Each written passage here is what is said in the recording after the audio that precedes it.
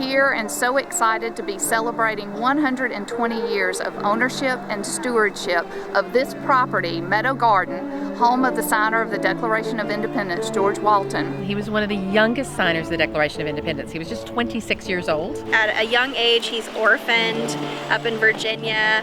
He apprentices as a carpenter before moving to Georgia around the age of 20, where he began studying law under Henry Young in Savannah. And he would go on to have a really thorough career in American politics. He lived at Meadow Garden here from 1791 until his death in 1804. He was twice governor of Georgia. He was the Chief Justice of Georgia for 3 terms.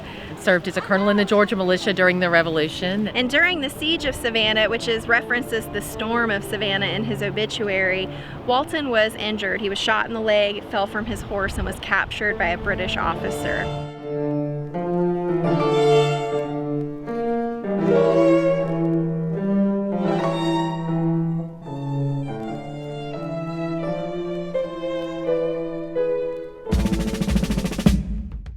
We are thrilled to celebrate 120 years of ownership and stewardship of this great property by the Georgia Daughters. So I want to say a big thank you.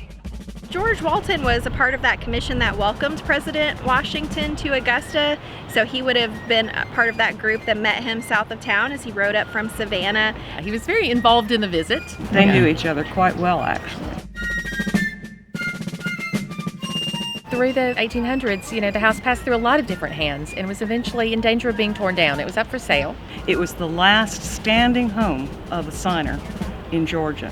Harriet Gould Jeffries, who is a member of the Augusta chapter, actually went and wanted to raise funds to be able to buy the house. So she went to the Augusta chapter, which was her chapter, and they raised $500, which was a lot back then. A lot of money back then.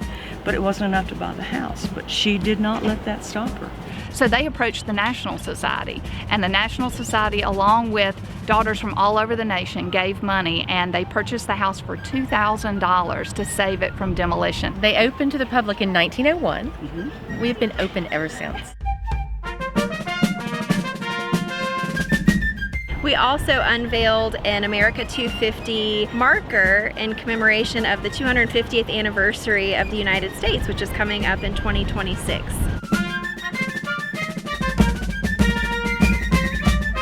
The George Walton Heritage Education Center is a building that was constructed in 2004. The upstairs of the building houses the GSSDAR archives, and the lower level is the gift shop and visitor center where our guests come and sign in and pay for their tours. We also have our new George Walton book that we've put together. This is anything and everything you'd want to know about George. We are excited that we're celebrating today. It is just a great day to be able to say that we've owned this house for 120 years and shared it with the public. It's kind of wonderful to have this connection to history, a way to sort of look back and remember the founding of our country and just kind of be in a place where those people were. So much of that kind of fades away over time.